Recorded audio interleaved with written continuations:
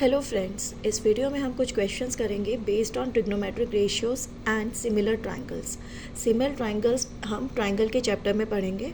अभी के लिए सिर्फ उसका डेफिनेशन पढ़ लेते हैं कि सिमिलर ट्रायंगल कभी कोई भी दो ट्रायंगल्स कब सिमिलर ट्रायंगल्स हम उनको कहते हैं। सिर्फ एक कॉन्सेप्ट अभी पढ़ लेते हैं, बाकी डिटेल में हम इसे ट्रायंगल के चैप्टर में पढ़ेंगे।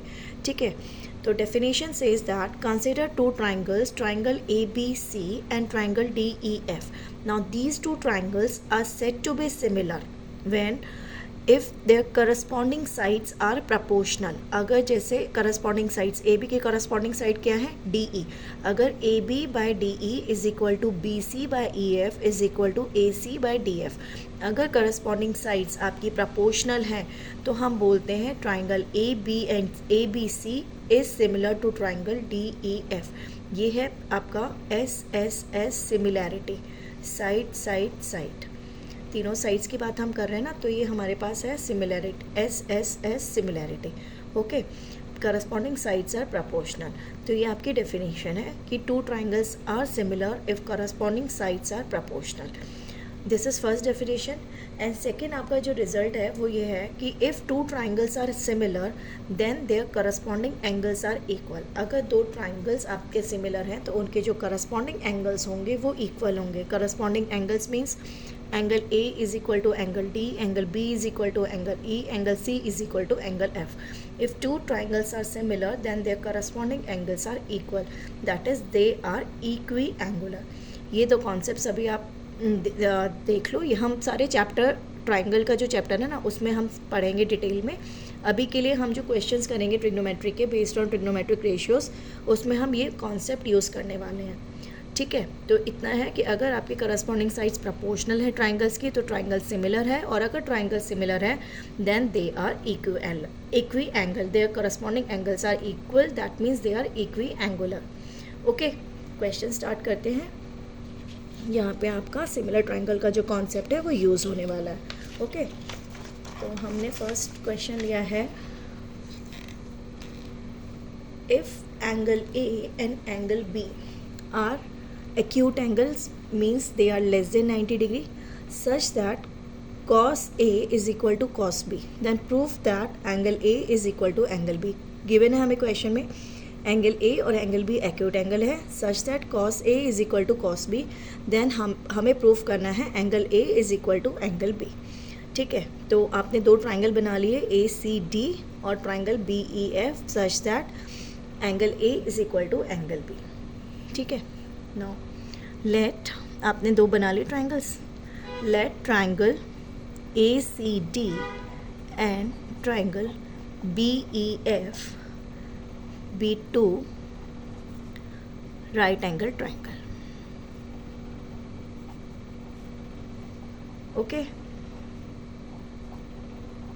given that cos A is equal to cos B, हमने ऐसे ट्राइंगल कंस्ट्रक्ट किया है be two right angle triangle such that, more appropriately आप ऐसे कंस्ट्रक्ट किया आपने, let triangle ACD and angle BEF, triangle BEF भी two right angle triangle such that cos A is equal to cos B। More appropriately आपने ऐसे लिखा आपने कि आपने दो राइट एंगल ट्राइंगल कंस्ट्रक्ट किए such that cos A is equal to cos B। Clear है यहाँ तक? ना cos A की जो डेफिनेशन है उसका वो क्या कहती है, cos A is adjacent side. Adjacent क्या है, फर्स्ट ट्राइंगल आपने लिया, adjacent is AC divided by hypotenuse, तो AC by AD is equal to same way second triangle के लिए BE बाय BF। यहाँ तक आपके पास आ गया, क्लियर हो गया?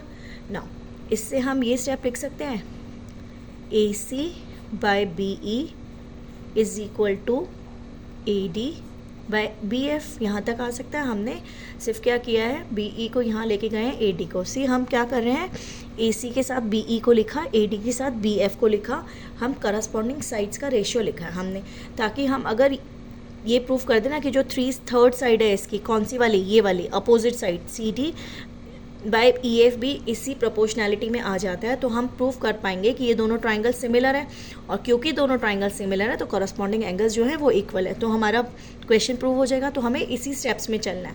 हमने कॉस से is equal to cos B को यूज़ करके हमने दो साइड्स का रेशियो बना लिया हमने, ठीक है। थर्ड का हम पाइथागोरस थ्योरम लगा के बना लेंगे। अगर हमने दिखा दिया कि करस्पॉन्डिंग साइड्स जो हैं वो आपके प्रोपोर्शनल हैं, तो उससे दोनों ट्राइंगल सिमिलर हो जाएंगे, और क्योंकि दोनों ट्राइंगल्स अगर सिमिलर हैं तो उनके करस्पॉन्डिंग एंगल्स इक्वल होंगे, तो करस्पॉन्डिंग एंगल्स इक्वल होने से angle A is equal to angle B आ जाएगा। तो ये वाले स्टेप्स हमने फॉलो करने हैं इसके, ठीक है। यहाँ तक समझ आ गया कि कैसे हमें फॉलो करना है।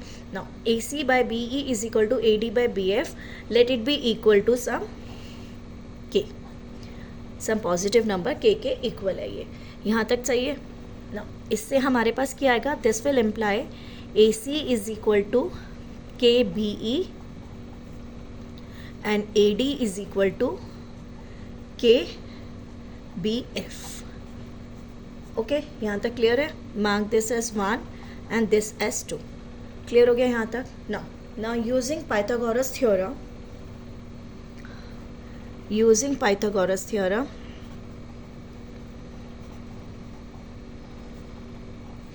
इन बोथ ट्राइंगल्स या फिर in triangle A C D and B E F, हमने दोनों में लगाया, तो हमें यहाँ से क्या आएगा, A D square is equal to A C square plus C D square.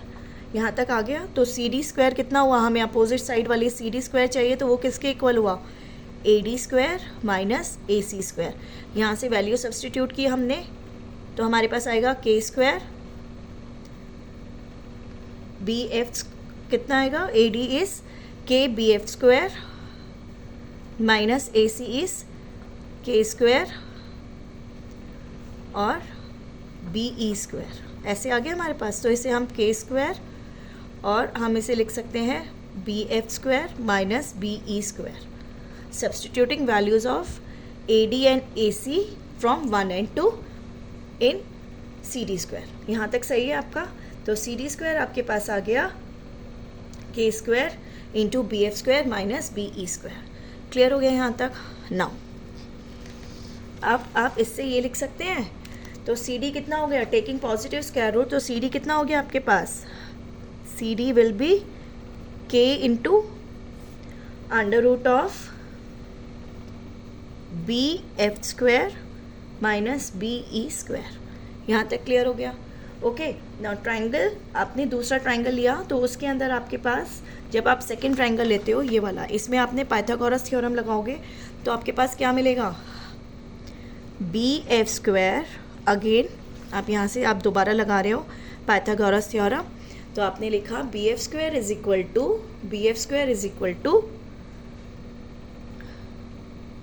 B E square plus E F square. तो आपके पास ई एफ स्क्वायर कितना आएगा, B F square minus B E square. Clear हो गया यहाँ तक। तो अब आपके पास कितना आ गया, this implies taking positive square root, EF will be square root of BF square minus BE square। Clear यहाँ तक। तो अब आप इसको मार्क कर दो 3 और इसे मार्क कर दो 4। तो अब आपके पास कितना आया, from 3 and 4 we get CD by EF is equal to K square root of BF square minus BE square divided by square root of B F square minus B E square. यहाँ तक clear है। ये वाला आप cancel out कर दोगे तो किसके इक्वल आ गया, के, और के हमारा किसके इक्वल था, ऑलरेडी हमारे पास यहाँ पे था ना। तो इसे हम लिखते हैं it is equal to A C by B E is equal to A D by B F. Clear हो गया यहाँ तक। तो आपके पास ये आ गई line C D by E F. Therefore we have this. Now see आपके क्या है, A C by B E, A D by B F and C D by E F. Corresponding sides are proportional, तो दिस विल imply triangle ACD is similar to triangle BEF. This means since two triangles are similar, their corresponding angles are equal. This gives angle A is equal to angle B. Clear हो गया? Hands proofed? Clear? तो इसमें हमने similarity का ये concept लगाया है।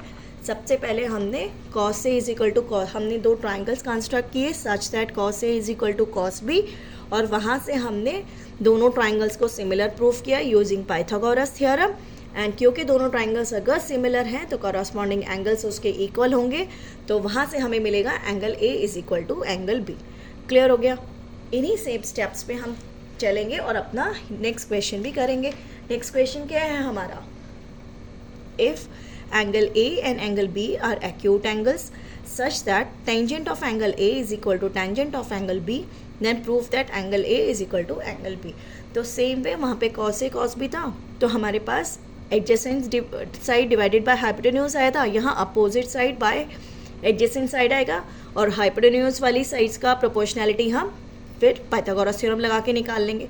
Same steps पे जाके दोनों ट्राइंगल्स को सिमिलर प्रूफ करेंगे, वहाँ से हमारा एंगल्स इक्वल आ जाएंगे। ठीक है, तो स्टार्ट करते हैं। लेट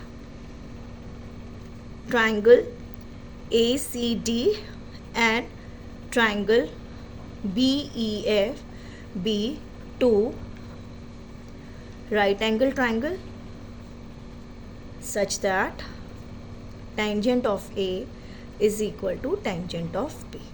क्लियर यहाँ तक? नाउ टेंजेंट ऑफ ए क्या होता है? Opposite side divided by opposite side divided by opposite side कितनी है इसकी? C D divided by A C, and यहाँ से कितनी है? E F divided by B ई। यहाँ से यहाँ आ गया। अब मैं क्या करूँगी? सी डी के नीचे बी ई और ए सी को वहाँ ले जाते हैं, प्रोपोर्शनैलिटी लाना है ना हमें बेसिकली। तो हमने क्या किया, यहाँ से this will give you C D by E F is equal to A C by B E is equal to K से। तो हमने दो साइड्स को C D by B E और ए सी बाई बी ई करके हमने यहाँ तक ले आए हम। अब हम करेंगे पाइथागोरस थ्योरम लगाएंगे। पहले यहाँ से हमने ले लिया C D is equal to K E F and A C is equal to K B E. Mark this 1 and 2. Clear? Now using Pythagoras theorem,